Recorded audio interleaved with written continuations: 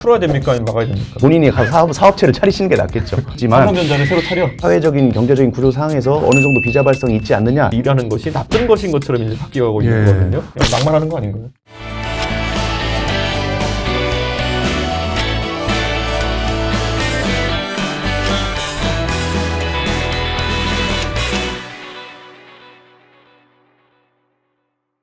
근로시간이 우리나라가 아직까지 OECD 기준으로는 좀 높은 편이에요. 그렇죠. 근데 그 감축 속도를 보면은 주당 실근로시간은 실제 2002년부터 2022년까지 도표를 봤을 때도 9시간 정도가 줄어들었으니까 다른 나라보다는 사실상 굉장히 많은 폭으로 감소를 했거든요. 근데 여전히 높은 얘기란 말이죠. 근데 4.5일제를 했을 때 계속 얘기 나오는 것 중에 하나가 그럼 혜택을 받는 사람, 아까 얘기했던 대기업이라든지 그렇지 않으면 공공부문에 있는 노조에 있는 사람들만 혜택을 받는 것이지 일반 중소기업 근로자라든지 다른 사람들한테는 그런 혜택이 별로 없을 것이라고 얘기하는 사람들도 있는데 어떻게 생각하세요? 그 부분에 대해서? 예, 4.5시간제는 사실은 조금 이제 시기상조다 이런 이야기들도 많이 하시는데 사실은 정부 대기업이나 공공기관에서 선도적으로 사실 시도해볼 만한 그런 지점이라고 생각해요. 어느 정도는 정부에서 푸시를 해서 예전에 주 5일제 할 때도 마찬가지고 40시간 줄였을 때도 처음에는 조금 논란이 많았지만 밀어붙였을 때 결과적으로 보면 노동 생산성이 약간 향상되는 결과치 자체는 나오거든요. 모든 그 중소기업이나 모든 기업에 지금 다 영세한 곳까지 그걸 적용하기는 어렵다라는 현실적인 문제점은 있는 것이고 저는 사실은 노동시간 문제 관련해서는 해결해야 될 부분은 좀 포괄임금제 문제 같아요. 그러니까 포괄임금제라는 게 이제 임금 기본급에다가 수당을 딱 다 정해놓거든요. 1년치 연봉을 정해놓고 여기에 연장근로수당 뭐 주말 휴일 근로수당 이런 거 추가 근로수당 다 넣고 나서 그냥 저녁에 이제 편하게 이제 야근을 시키는 거예요, 공짜로. 야근을 많이 하면 사실 많이 할수록 시간당 시급은 줄어드는 구조인데 포괄임금제 때문에 사실 장시간 근로가 조금 유발되는 측면도 있고 원래 이게 법에는 사실 없는 개념인데 판례상 원래는 금지돼 있어요. 포괄임금제 하지 말라고 하고 예외적으로 근로시간을 좀 산정하기 어려운 일부 영역들이 있습니다. 예외적으로 인정되는 것인데 이게 지금 법이 따로 없고 판례상으로만 인정되다 보니까 자꾸 우회적으로 일반 사무직까지 넓혀서 적용이 되고 있어서 저 같은 경우는 좀 포괄임금제에 대한 규제를 법률적으로 시도를 해서 묵인되고 있는 장시간 근로, 무급 연장 근로죠. 이 부분 문제를 해결해야 된다 저는 그렇게 사실 생각합니다. 장시간 근로 문제는 대기업만 해도 지금 주 근로시간 38시간밖에 안 돼요. 그렇죠. 근데 이거를 근로시간이 그럼 줄어들었을 때도 집중적으로 근로하고 있는 기업체들이 있다는 얘기거든요. 대기업은 그렇죠. 예, 그렇죠. 지금 근로시간에 대한 규제가 강화되면 강화될수록 오히려 총임금은 크게 늘어나지 않거나 줄어드는 경우도 발생하고 있는 것이거든요. 우리가 사실 음식점이라는 데도 보면은 영업시간 단축으로 대응하지 그거를 추가 수당을 다 지급하는 형태로 대응하지 않는 거거든요. 그렇죠. 그러니까 사업의 축소로 이어지는 것이 현재 나타나고 있는 것이고 사업의 축소는 결국 경제규모의 축소로 이어지는 겁니다. 그리고 저는 말씀하신 것처럼 포괄임금제는 당연히 그거는 뭐 말이 안 되는 제도죠. 그런데 직군의 특성상 존재하는 부분에 대해서 예외를 인정하다 보니까 그게 갈수록 예외가 넓어져서 이렇게 된 거 아니겠습니까? 연구개발만 하더라도 저는 이런 생각이 들어요. 제가 어릴 때 과학의 여러 분야 중에서 IT 쪽으로 가기로 했던 이유는요. 떼돈 벌고 싶은 욕구가 있었기 때문이에요. 예. 그래서 지금 여기서 통제하려고 하는 것들을 보면은 결국에는 내가 일하고 싶어도 일정 시간 이상을 일하는 것이 나쁜 것인 것처럼 이제 바뀌어가고 있는 거거든요. 저는 이런 부분에 대해서 좀 생각을 바꿀 필요가 있다. 그런 생각. 왜냐하면 일자리 나누기가 목적이냐, 아니면 혹사를 막는 것이 목적이냐에 따라 다른 것이거든요.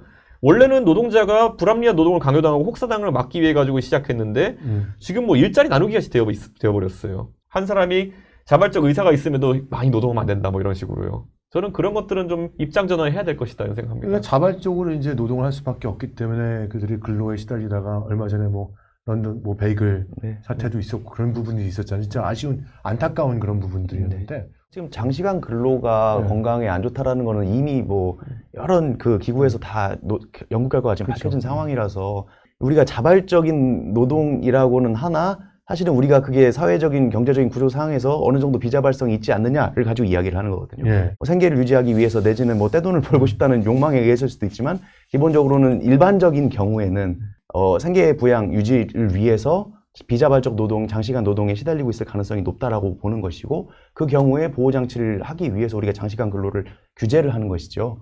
그래서 이거를 뭐 이건 본인 자유니까 약간 열어줘라라고 하는 것은 옛날 그 윤석열 대통령이 했던 가난한 사람은 뭐 불량식품 먹어도 될 권리를 줘야 되는 거 아니냐 약간 부정식품 뭐 이런 식의 이야기 정도로 사실 들리고 말씀하신 대로 특정한 직군의 유연 근로제나 선택 근로제나 이런 거를 통해서 유연하게 근로 시간을 풀어줄 필요가 있다고 하면 거기에 맞는 예외적인 상황을 가정하고 제도를 설계해야 되는 것이지 원칙을 자유를 주고 예외를 규제해라라고 하는 것은 조금 맞지 않는 그러니까 이런 거예요. 그러니까 제가 지금 말했던 형태의 근로자들은 지금 진짜 일당에 따라서 이제 민감한 분들이 아니라 오히려 엔비디아에 있는 근로자 이런 사람들이 나 리서치해야 되니까 나 밤샐 거야. 여기서 이불 깔고 잘 거야. 이런 사람들이거든요. 근데 지금 이런 것들이 한국에서는 반도체 관련 논의에서 계속 나오잖아요. 그 자체가 해외 혁신 산업과 봤을 때는 우리는 이게 오히려 일하고 싶어도 못하게 하는 거가 되는 거고요. 아까 말했던 오히려 생계에 좀 영향을 받는 분들 같은 경우에는 근로시간 단축으로 그냥 영향받고 있는 거예요. 그래서 임금 총액이 늘어나지 않는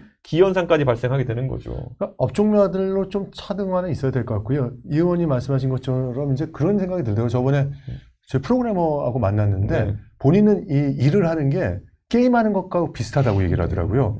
근데 그거를 갖고 뭐 몇 시간을 제한하고 뭐 하고 밤새지 말고 이렇게 하라 그러면은 본인들이 일하기 위해서 그런 창의성이 날 수 없다. 네. 차라리 그런 얘기를 하시는 분들도 계셨었거든요. 그러다 보니 이게 참 영역이 되게 애매한 것 같아요. 이 업종마다. 아까 말씀드렸듯이 노동의 성격 자체가 이제 옛날에 우리가 뭐 19세기 산업화 때 뭐 네. 영국의 공장에서 탄광 노동하던 그때 그 시절과는 이제 많이 달라졌으니까 그런 현상이 이제 일어날 수밖에 없는 거고요. 근데 이제 기본적으로 회사라는 곳에서 근로자로 일을 한다고 하면 어느 정도는 그런 위계 관계가 있다라고 보는 것이고 네. 그런 전제하에 제도를 설계하는데 나는 정말로 너무 게임하는 것처럼 회사가 즐겁다. 나는 사장이 뭐라고 지시를 하지 않더라도 일을 계속 하고 싶다라고 하면 이제 할 수는 있어야겠으나 그것은 일반적으로 우리가 산정할 수 있는 상황은 아닌 거죠. 예. 그러면 풀어야 됩니까? 아니면 막아야 됩니까? 그런 경우는 본인이 가서 사업체를 차리시는 게 낫겠죠. 예. 근로기준법에 그 규제를 받지 않는 영역으로 가서 그 사업을 그건 너무 차리시는 게 막연한데요. 낫겠죠. 내가 회사 엔비디아에서 열심히 일하고 있는데 예를 들어 한국 정부에서 엔비디아 같은 회사에다가 너는 일하지 마. 근데 난 일하고 싶어. 그럼 너 나가서 새로 차려라. 이런 건 너무 그냥 막말하는 거 아닌가요? 그런가요? 근데 한국에서는 그 정도로 아니 일하려면 나가서 차리라면서요. 아니, 그러니까 한국에서는 어느 정도 노동권을 보장하는 나라라는 것은 네. 일단 깔고 가는 것이고, 말씀하신 대로 특수한 예외적인 직종이나 상황에 있다고 하면 거기에 대해서 예외를 논의를 해야 되는 그러니까 거지. 그럼 나는 무조건 풀어주자라고 할 수는 없는 천직이 거지. 반도체 엔지니어고 나는 일하는 게 좋아서 반도체 설계하는 게 좋은데 좀 더 일하고 싶어. 그럼 어떻게 해야 되는 거야? 아까 답이 그러면 나가서 차려잖아요. 아, 그건 아니죠. 네. 아까 새로 차리라면서요. 아니, 그러니까 예를 들면 그런 경우라면 네. 본인이 정말 그걸 좋아해서 네. 계속 일을 무제한을 하고 싶다고 하면 새로 차리는 게 좋겠지만, 삼성전자를 새로 차려. 차려 좋겠으나, 예. 근데 그렇다고 뭘 하면 차리라는 거 정확히. 그 사업을 하라는 거죠. 삼성전자를 차리라. 네, 이제 사용자가 되라는 거죠. 사용자가 네. 되라는 반도체 설계 삼성 아니면 하이닉스인데 어디서? 그러니까 이게 되게 이런 거예요. 그러니까 아무렇게 나온다고 해가지고 네 가서 차려라 이럴 게 아니라 예. 삼성전자에 있는 근로자가 나는 연구자로서 세계 학술대 연구도 보고하고 이렇게 하는 게 너무 좋아가지고 반도체를 난 여기서 하는 게 천직이고 개인 시간을 오히려 연구에 투입하고 싶어. 그런데 갑자기 정부에서 너 이렇게 하면 나쁜 사람이야 이렇게 해버리면은, 아니면 이렇게 하면 안 돼 이렇게 해버리면은 나는 일하고 싶어가지고 미국으로 이직해버릴 거야. 이런 게 국가 손실 아닌가요? 굉장히 그냥 해법이라 나오는 것들이 그냥 듣기 좋은 말일까 아니라 그 사람의 개인의 입장에서는 네. 청천벽력 같은 소리예요. 나가 삼성 가서 차려라 이런 거는. 그러니까 극히 예외적인 사안을 들고 와가지고 계속 일반을 하려고 하시니까 이런 문제가 아니 생기는 그럼 거죠. 어떤 회사가 예를 들어 좋은 연구 직장 중에 어떤 연구 자리가 너 혼자 가서 차려라가 되는 자리? 그러니까 연구 개발 직종의 경우에는 예외를 인정한다고 논의를 해볼 수 있죠. 아마 이게 네. 지금 얘기 들으시지만 두 분이 문이과라서 차이가 있어서 그런 것 같다고 저는 생각합니다.